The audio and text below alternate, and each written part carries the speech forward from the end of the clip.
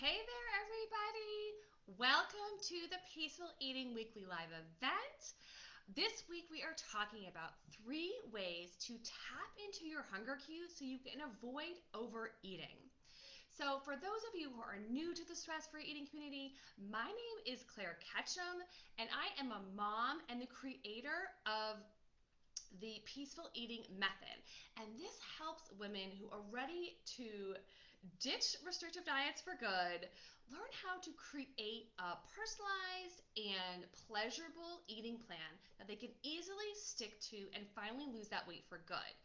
So if you know anybody else on this journey who would benefit from being a part of this community, can you please do me a favor and invite them to join? And if you're here watching live, go ahead and say hi and let me know that you're here. And if you're watching the replay, type in hashtag replay so that I know that you were able to pop on and watch it a little bit later. Okay, so today we are talking about 3 ways to tune into your hunger signals so you can avoid overeating. So, why is this important? Why does it even matter? Well, if we mindlessly eat things, right, and we're just sort of going through the motions, at the end we can feel very stuffed. So that's how we might feel physically. We might feel like, oh God, I ate so much. I kind of feel sick to my stomach, or maybe you have heartburn, or you just feel uncomfortable, or then you have the psychological part of it. Maybe you feel guilty, or you wish you hadn't, and you start berating yourself. And so either way, when we don't tune into our hunger signals and we overeat, we can feel badly either emotionally or we can feel badly physically. So many times, as all of those you who are not new to this community know that I'm a big candy eater. And one of the things that I would do is I would buy candy at the grocery store and then I would eat it as I drove home. So I'm just sitting there mindlessly eating out of the bag. And I remember so many times getting to that, like reaching into the bag and be like, oh my God, I only have like 4 left, right? And being so sad. And I hadn't really enjoyed it, but I definitely felt sick because I'd been eating it.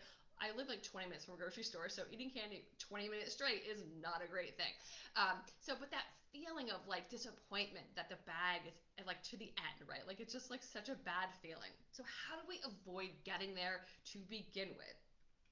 The thing is, we need to break out of this habit by automating new, healthier habits. Okay, so the first thing that you're going, or the first way to tap into your hunger cues is to actually measure out how much you want to eat or how much you think you want to eat, right? You don't have to be like married to it, right? You're just starting off, okay? So if it's a meal, you're going to put it all on a plate. If it's a snack, you may be going to put it in a bowl, but you're going to take what you think is going to satisfy your hunger based on how hungry you are when you get like in that moment, right?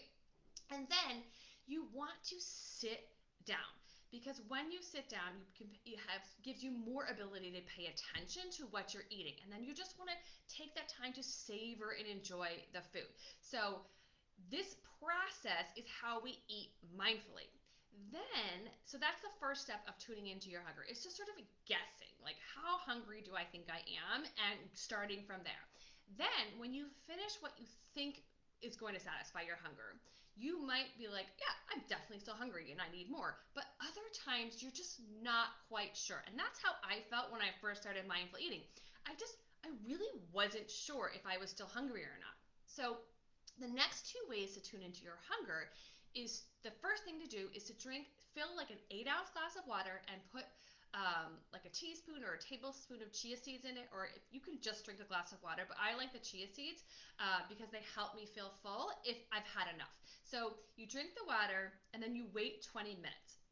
And this will help your body catch up, right? So the water will help you maybe satisfy any hunger that was lingering if you have had enough.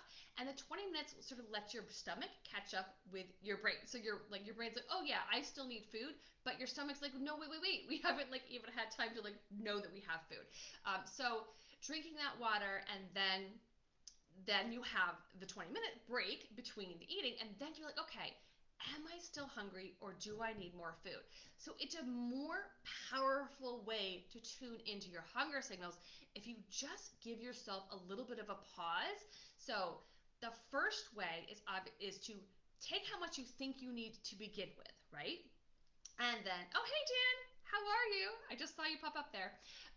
So and put it a plate, put it on a bowl, then drink the water, chia seed water if you want, and wait 20 minutes. So this will help you really, really know if you're hungry or not and you need more versus guessing when you're first starting getting used to tapping into your hunger cues and using your hunger cues to decide if you're hungry versus some arbitrary diet rule telling you how much you should or shouldn't be eating.